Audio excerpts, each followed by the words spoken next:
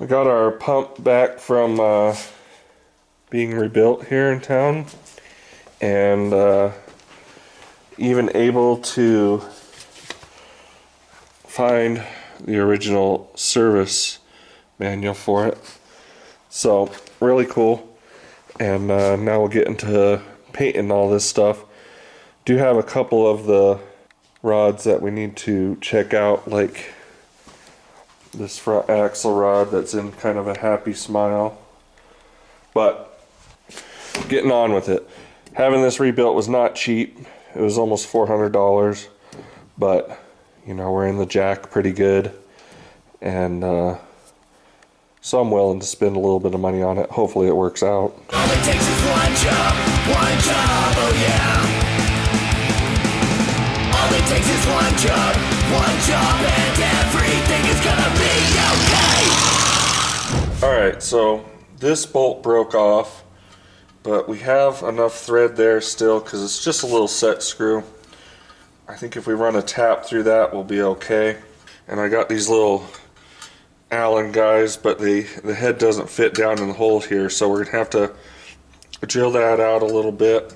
Then those go in, and they just hold the wheel from kind of in a little groove from falling out. Now that bolt will sink down in that hole there nicely. Even though our drill got a little off there, kind of went through some of the side of that thread, I still think it's going to be all right. Like I said, it doesn't do much. It's just kind of a set screw, so it's not really any pressure on it.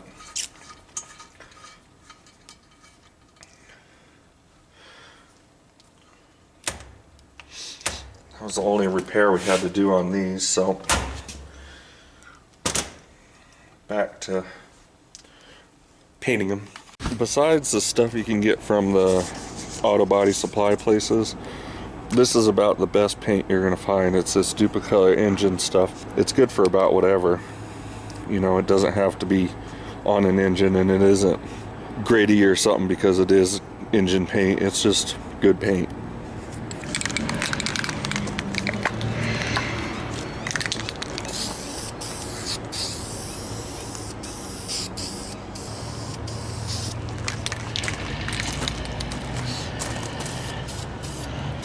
Got our pump all masked up and our moving areas to where they're not getting a bunch of paint on them to bind them up.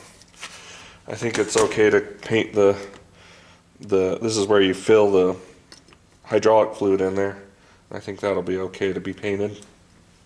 But just adjuster screws and whatnot, which the adjuster screws turned out to be duds. They don't really adjust anything, so.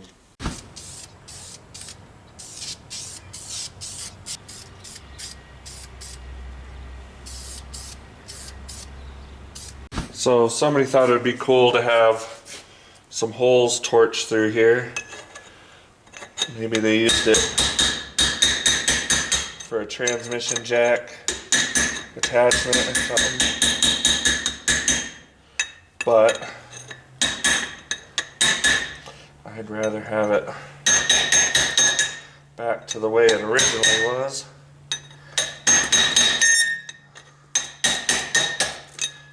Try to get some of this torch slag off here, and then weld the holes up.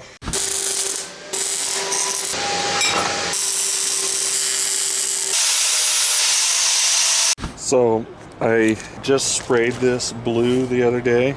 That's because I want these lines to be blue, but to mask these off after you painted it and paint that in there, it'd be kind of hard. So we're going to try to use some fine line tape here and then just cover the line here, and then we can paint our other color on here, pull this back off, and have our nice blue lines. I think originally these lines were white, jack was blue, but you know, we're custom. And I'm going to do this gray I think it's a Cummins gray actually. This is a Pontiac blue. Look how freaking pretty that is.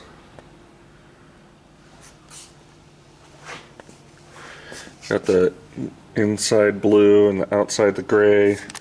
Our killer deco stripes. It's going fast. I have this, what do you want to call it, shaft, is off at sandblasting right now. This front one is very bent. I'm gonna see if I can't get a new one milled. Painted the springs. They're probably the only thing that I sprayed gray that's gonna go on the inside. I sprayed the front of this, or the top of it, gray, but all the inside pieces are the blue. This is kind of cool how the blue comes through on the deal there. You know, like all these pieces are just kind of nasty, so I need to deal with those. The back wheels are really loose, so I need to figure that out. This is one of the shafts that was sandblasted, so that worked out good, so I'm having that done to the other one that we need. This universal's in good shape, but I think there was another one that wasn't, and I'm thinking that I'm gonna use like a 1/4 inch wobbly for the other one. There's our bent axle.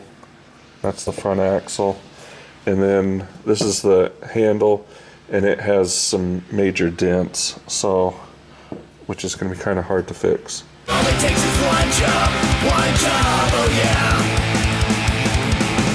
All it takes is one job, and